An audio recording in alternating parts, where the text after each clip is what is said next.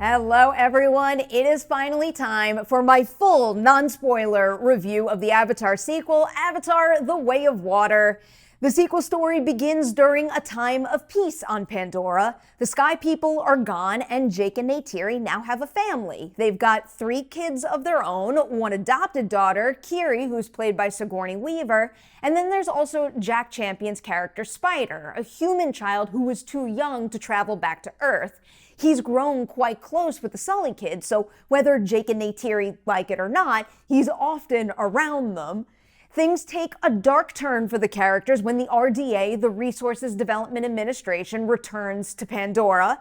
Of course, Jake is a major roadblock in their plan to colonize the moon and take its resources, so when Jake comes to learn that the RDA, and more specifically, the Recom version of Stephen Lang's character, Colonel Quaritch, are targeting him, he decides it's in the Omaticaya clan's best interest if the Sully family leave and find safety elsewhere. Guess where I'm gonna start with this review? With the visuals and effects, of course, and no, that is not because the story is subpar, it is just because the visuals in this movie are that incredible. When you see a film that is just so above and beyond anything that's ever been made in a particular respect, that element of the movie is going to be a high priority to discuss.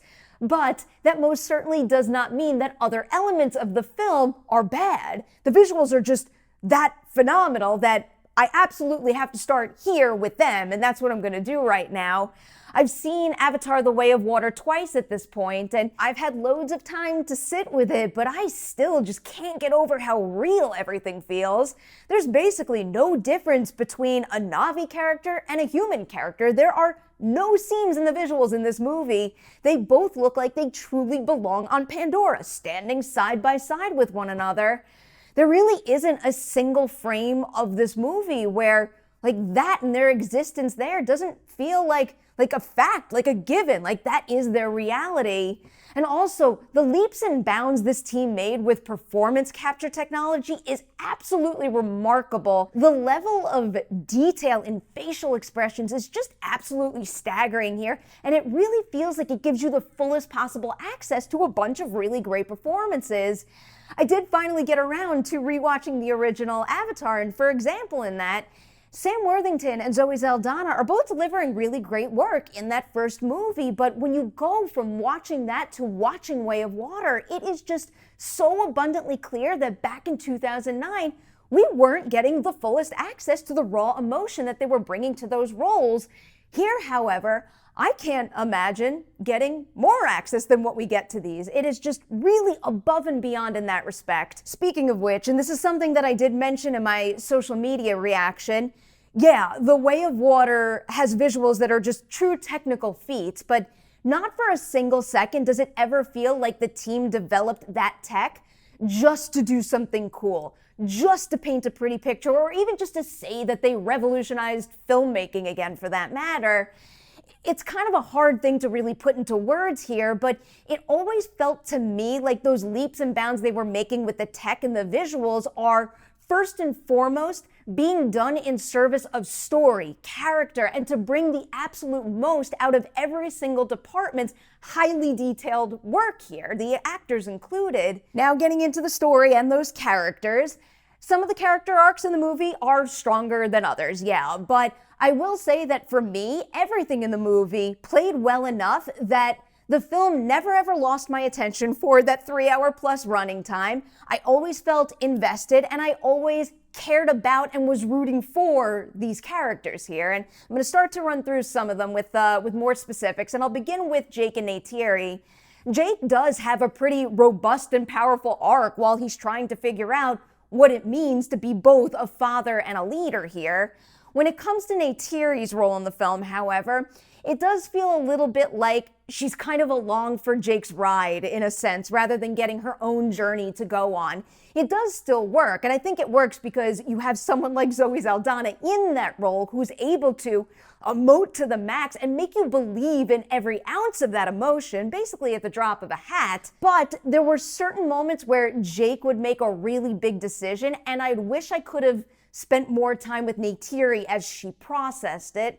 For example, Jake's decision to leave the forest and the Omaticaya clan. That right there is the only home Neytiri's ever known. So I really would have liked to have sat with her a little more in that particular moment. Sticking with the returning cast members, Stephan Lang, yet again, just absolutely crushes it as Quaritch. And I really love the idea of him being brought back as a Recom in an Avatar body. There really is a lot to mine in the idea of someone essentially becoming the thing that they hated most. Somewhat similarly, I do find Kiri's situation quite interesting as well. As the movie states, she's born of Grace's avatar, but her conception is a mystery. Although I do think I've figured that out, but that's for another time, another video. The whole idea of who Kiri is fascinating, and I really do think Sigourney Weaver had great chemistry with this ensemble, particularly the movie's young new stars, but that is the element of the film that I had the most trouble with when it comes to suspending disbelief, when it comes to forgetting the fact that that's Sigourney Weaver playing a 14-year-old Na'vi alongside child actors.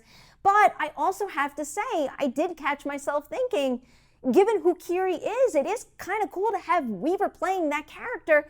And also, I did find myself doubting that that role could be as successful and effective with what it's exploring with any other actor in the role. So I guess consider me a little mixed on that point. When it comes to newcomers, Kate Winslet and Cliff Curtis as Ronal and Tanawari, the leaders of the Metkayina clan, the clan that takes in the Sully family, I did find their roles to be a tad on the thin side. I really would have loved to see things like maybe a private moment for those characters discussing the risk of allowing the Sullys to stay, but Winslet and Curtis just have such great screen presence that even without those more intimate moments for those two characters, you still feel it when Ronal and Tanawari are in a scene. You could feel the weight of their authority. So I thought they did great work with what they were given. As for the young new stars, the scene stealer for me here was Britton Dalton. In fact, I think his character's evolution is by far the strongest element of the entire film. He plays Loak in the movie, Jake and Neytiri's younger son, who's struggling to live up to his big brother's golden boy status and often feels like a bit of an outsider. Watching him try to find his way and find himself is by far one of the most satisfying and moving parts of this film. I absolutely loved his storyline. And of course, that storyline does not play as well without maximum cast chemistry between Dalton and all of the actors who are playing members of the Sully family, and I include Jack Champion there as well. I really believed they loved each other. I could see performance nuances that well emphasized the fact that they were related and had experienced a lot together, but were on their own unique paths. There's something about that family dynamic that makes their relationships feel so real and lived in to me. Like they are experiencing new things in this film, but navigating them with a mound of history behind them. And, given the fact that Avatar: The Way of Water is largely a story about community and family and finding one's place in those communities and those families, the cast chemistry and the cast's ability to make their characters feel like full beings who have lived some of their lives and lived some of their lives together is just of the utmost importance here. And ultimately, I do think that's a mighty strong element of the film. All right. I have hit the score portion of this video. I am giving Avatar: The Way of Water 4.5 Deweys out of 5 on the Dewey Decimovie scale. I asked this question a lot in my interviews. What is something that you accomplish in this new movie that would make first feature making you go, like, damn, I never would have imagined that'd be possible on screen one day? I've been thinking about that a lot because, like, whether I think back to me as a young budding movie lover or back when I saw Avatar in 2009 or even mere seconds before they pushed play on my Avatar: The Way of Water screening for that matter, I really could never have imagined that something like this could exist. This movie truly, fully transports you to a fictional moon, envelops you in highly detailed terrain, and makes you feel like you're on this adventure right alongside these Na'vi characters. I can't imagine I will ever stop marveling at what they managed to pull off with this film. It is a cinematic achievement 13 years in the making, and I am so excited to be celebrating it right now. And, you know, given the fact that I was a little lukewarm on 2009's Avatar for so long, this is just blowing my mind right now. This is a very special film. I'm so impressed by what they pulled off here.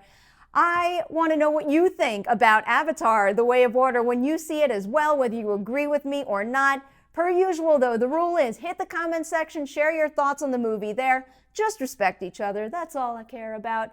All right, before I let you go, I have Patreon shoutouts to give to a very special group right here that includes Seth, Justin, Patrick, Michael, Logan, Neil, Billy, and Luke. A big thank you to all of you for your support. An extra special thank you to Luke, who recently celebrated a birthday. Luke, I hope you're doing well, my friend. And to anybody in there, in that group playing fantasy football. Playoffs! I think some of you are in the playoffs. I think so. Good luck to you all. Thanks to everybody out there watching this review. Stay tuned. I'm going to have more reviews, but something to look out for. A whole bunch of end of the year content is coming your way really soon, including my top 10 of 2022.